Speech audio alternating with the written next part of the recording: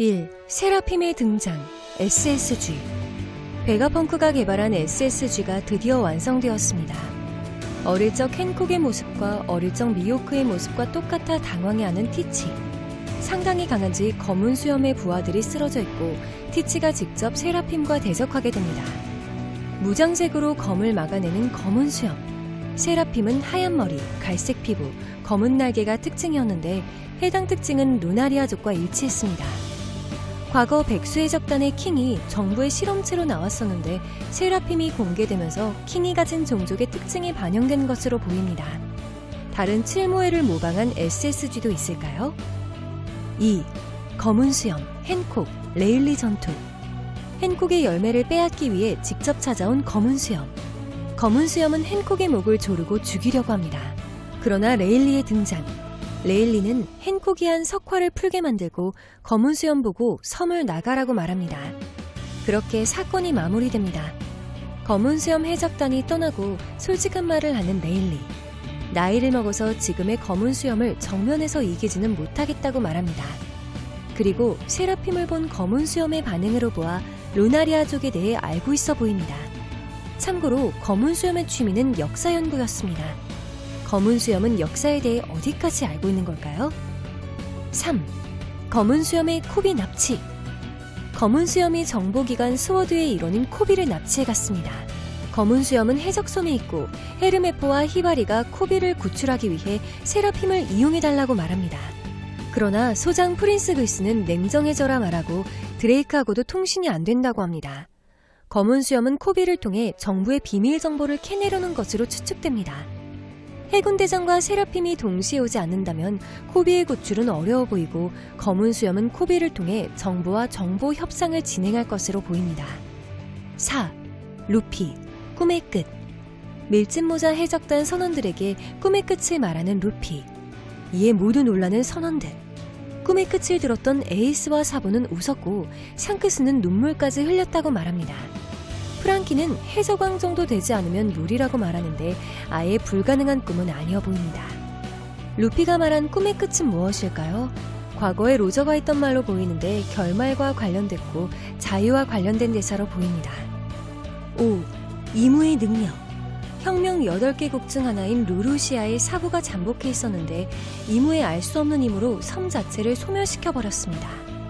이무의 능력이 사용되기 전 하늘에 거대한 물체가 떠있는 모습이 보였는데 정체가 무엇일까요?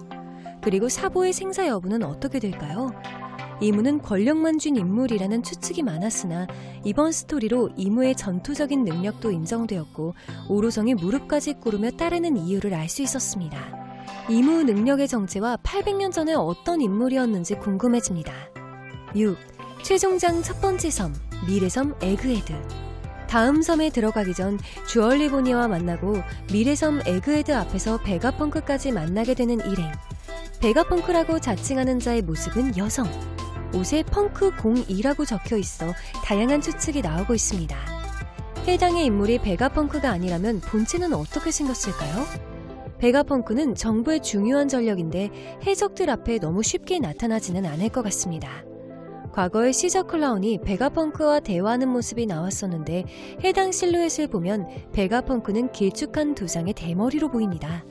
그리고 베가펑크가 악마의 열매 비밀들을 풀어준다고 했었는데 그 비밀들이 곧 풀릴 것 같습니다. 그리고 갑작스레 등장했던 주얼리 보니. 보니는 쿠마의 정신개조를 되돌리기 위해 베가펑크를 찾아온 것으로 보입니다. 그 이유는 보니의 초기 설정집에서 보니가 쿠마의 딸로 추정되는 멘트가 적혀 있었기 때문입니다. 최신편에서는 베가펑크 리리스라고 주장하는 이가 나타나 주변 바다에서 연구비를 목적으로 약탈을 하고 있었습니다. 그리고 원래 이 바다에서는 배 따위는 침입 불가능, 해수병기 비스트 웨폰들이 지키고 있어 웬만한 해적들은 침몰하고 맙니다. 갑자기 다른 베가펑크와 통화하는 리리스. 사실 베가펑크는 한 명이었으나 워낙 일이 많고 바빠서 자신의 몸을 6개로 나누었다고 합니다. 그리고 밀짚모자 일당을 잘 알고 있는 1번 베가펑크는 그 일당에게 흥미가 있다며 따라오게 만듭니다. 베가펑크를 따라 들어가니 베가펑크가 만든 미래의 도시가 보였습니다.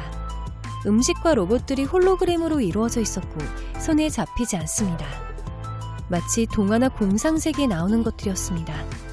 그리고 6번 베가펑크가 나타나 여긴 겨울섬이지만 섬 에어컨으로 땅에서 섬 자체의 온도를 컨트롤하고 있다고 말합니다. 장면이 다른 신세계의 바다로 전환되고 CP0가 나옵니다. 베가펑크가 6명으로 나뉘었다고 설명하는 카쿠. 루치는 그런 것을 믿는 자신이 이상하다고 말합니다. 그리고 뒤에 쿠마 세라핌이 함께 타 있었습니다. 쿠마 세라핌을 에그레드에 돌려주고 6명의 베가펑크를 전부 죽이는 게 임무. 루치는 왜 세계에서 제일 도움되는 남자를 지우는지 의문을 품습니다. 저번 루루시아 건과 연관 있는지 추측하는 루치. 루루시아가 이모에게 공격받을 때 베가펑크가 사보 및 섬 사람들을 구해준 것으로 보이고 이런 추측을 하면 우리까지 말린다고 하는 카쿠. 이번 최신편을 볼 때 베가펑크가 무조건 정부의 편에 서서 병기를 만드는 게 아니라는 게 보여졌고 주후 루피의 편에 설 수 있는 가능성이 보였습니다. 베가펑크는 현재 6명이지만 다시 합쳐질 수 있다면 루피의 마지막 선언이 되지 않을까 생각되네요.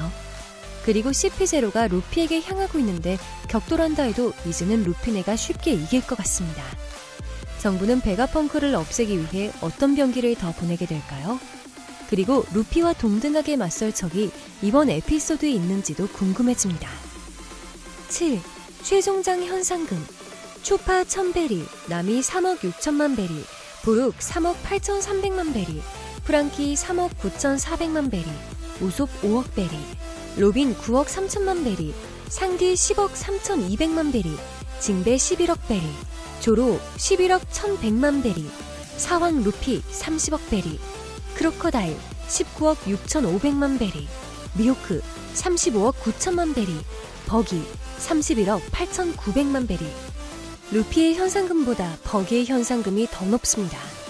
현상금 공개 이후 드래곤과 사부 덕분에 구출한 쿠마의 모습이 공개됩니다. 쿠마에게 뭘 보고 왔냐고 묻는 드래곤. 쿠마는 왜 정부의 노예가 됐었을까요? 추후에 공개될 쿠마의 자세한 스토리가 궁금해집니다. 오늘 영상은 여기까지입니다. 시청해주셔서 감사합니다.